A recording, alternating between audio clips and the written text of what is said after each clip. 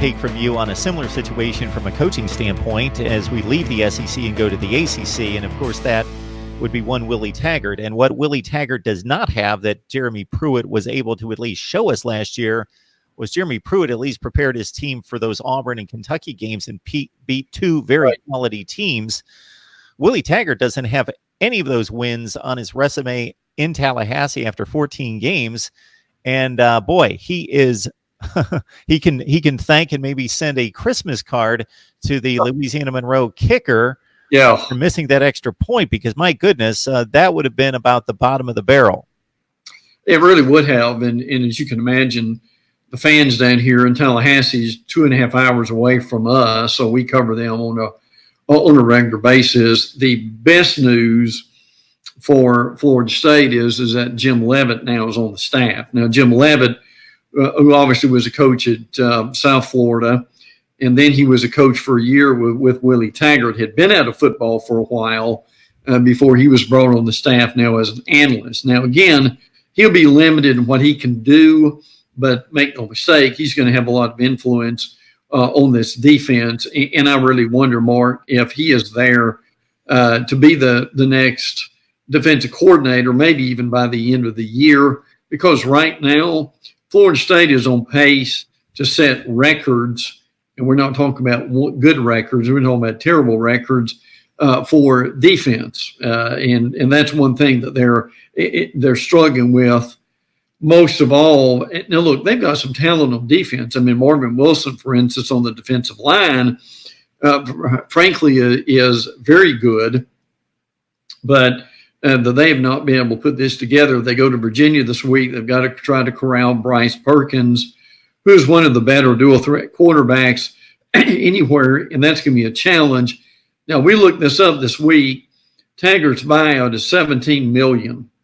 Now, Mark, I've talked to some folks that connect with the program, and what we're hearing is that Taggart likely would get another year unless this just goes totally south, because it is very difficult to have that kind of buyout for he and the staff, and to bring somebody else in and to pay that kind of money, because Florida State, frankly, just does not have the alumni that some of their ACC brethren and SEC brethren, the Florida Gator cousins, for instance, that have got. So that is one thing to keep in mind when you're looking at this program.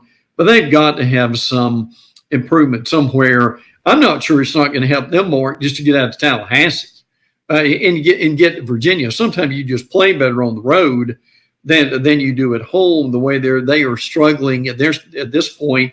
A real bright spot for them right now is Cam Akers, the running back who was hurt last year, but he has been the bell cow and just really done very well at this point. He's got over 300 yards in a couple of games, and I think he will continue to be a big improvement for them along that line too. So, yes, Tennessee and Florida State, two great examples of programs that are struggling mightily right now. And Brent, as you well know, they're hoping that maybe, yes, they catch a little magic in the bottle and some influence from Jim Leavitt's presence, even though he's going to have a limited role, because his last two stops, he went to Colorado 2 stops ago. And if you want to look at Colorado football over the last 15 years, it's been dismal, excluding one aberration, 2016. They made it to the conference championship game. Jim Leavitt was the defensive coordinator, and their defensive rankings went from oblivion, like 100th, 110th in the country, to like top 30.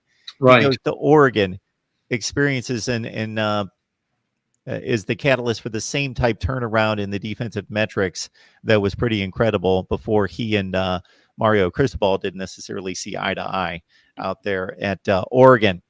Brent Beard joining us from First Coast News, where he does college football analysis and also college sports today on Jacksonville's 930 a.m. Brent, it's always an excellent conversation reviewing the SEC and Florida State with you.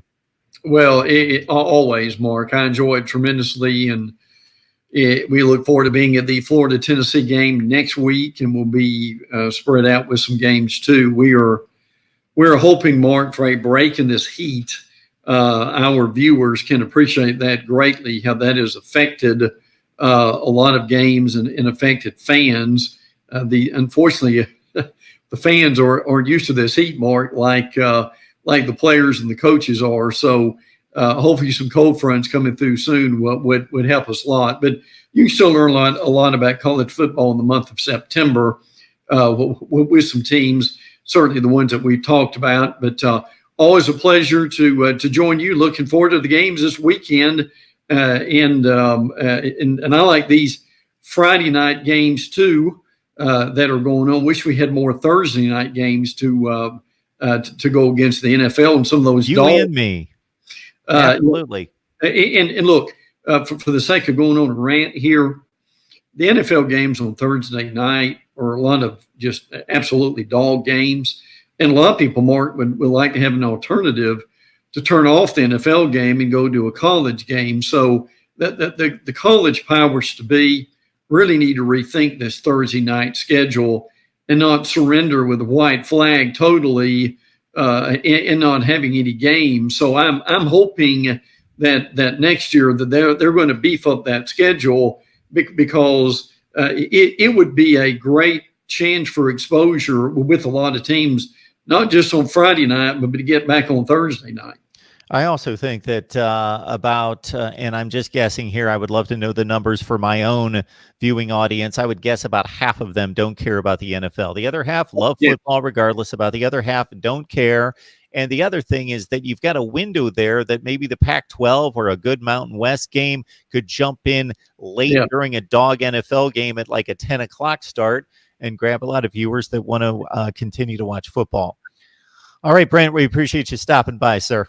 Mark, always a pleasure. Have a great weekend. We'll look forward to being back with you soon.